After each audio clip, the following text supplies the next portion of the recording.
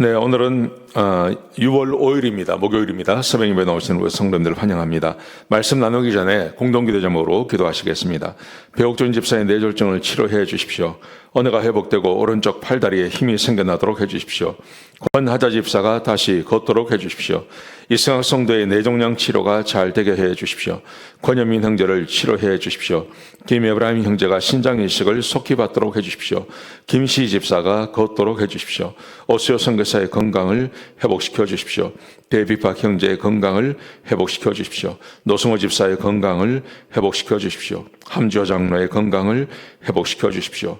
예수님의 이름으로 기도합니다. 아멘. 오늘 본문의 말씀은 민수기 33장 38절에서 56절까지 말씀입니다. 눈의 가시는 제거해야 합니다 라는 주제로 하나님 말씀 함께 나누시겠습니다.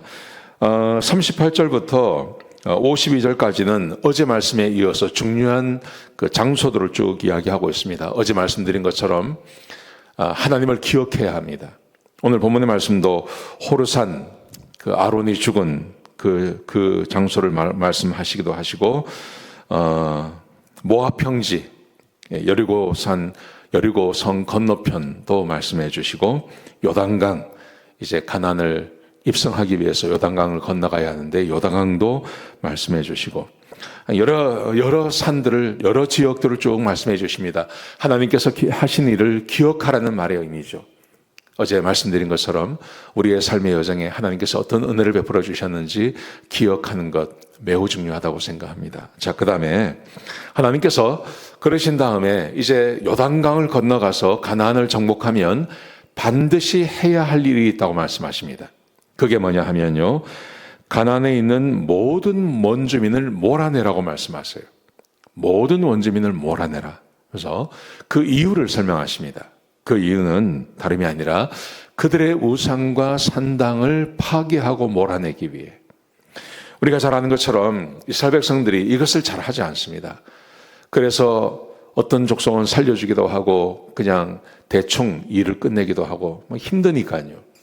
근데 남아있는 사람들, 그 남아있었던 모압 족속, 알람 족속, 이런 족속들이 살아있으면서 그 사람들이 우상을 섬기고 그 사람들이 가나안 족속들이 바알을 섬기고 이러면서 결국은 이스라엘 백성들이 타락하고 그들과 함께 우상을 섬기고 하나님께 매를 맞고 하는 일들이 계속 벌어지게 된 거거든요.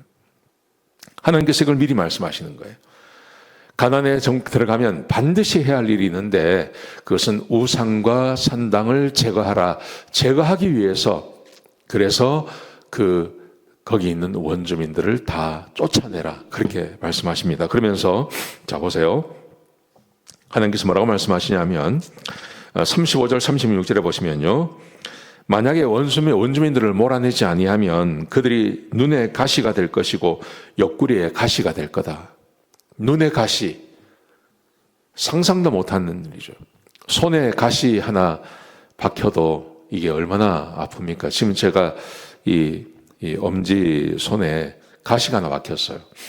근데 아무리 봐도 이것은 만지면 불편하고 아픈데 눈으로 봐서는 도저히 알 수 없는 거예요.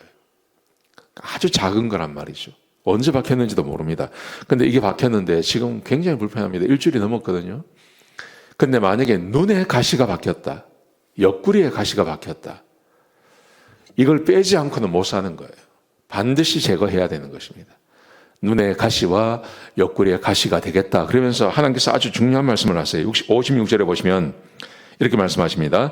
하나님이 그들에게 행하기로 작정한 것을 너희에게 행할 것이다. 우상을 섬기고 우상만 섬기는 이 사람들, 하나님께서 그들을 그냥 두시지 않습니다. 하나님 반드시 심판하십니다. 근데 그 사람들을 쫓아내지 아니하고 그 사람들을 그냥 주면, 가나안 족속들을 그냥 두면 하나님이 그들에게 행하실 일들을 너에게 행할 거다. 반드시 이스라엘 백성들이 우상을 섬기게 되어 있단 말입니다. 그냥 가시로 끝나는 게 아니라 그들과 똑같은 사람들이 된다는 말이죠. 그리고 실제로 그렇게 되어지는 것입니다. 여러분, 그러므로 우리가 매일처럼 해야 할 일이 바로 이런 일입니다. 우리는 세상을 살아가고 있고 이 문화권 안에서 살아가고 있기 때문에 이 문화에 취해서 살아갑니다. 그래서 하나님의 말씀과 이 문화가 부딪힐 때 사람들은 이 세상을 포기하는 것이 아니라 하나님의 말씀을 포기합니다. 지금 이스라엘 백성들과 비슷한 행동을 합니다. 그래서 어려움과 고난을 당하는 것입니다.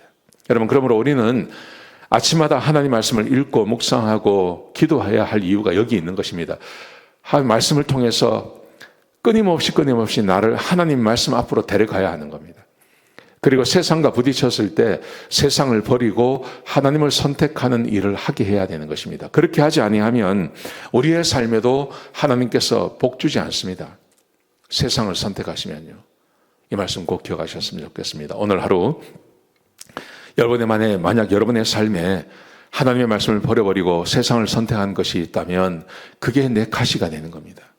결국은 내가 고난당할 수 있습니다. 이 말씀 꼭 기억하시고 가시를 빼시고 그리고 세상의 것을 선택한 것을 버려버리시는 그런 하루가 되시기를 주 이름으로 축복합니다. 기도하시겠습니다.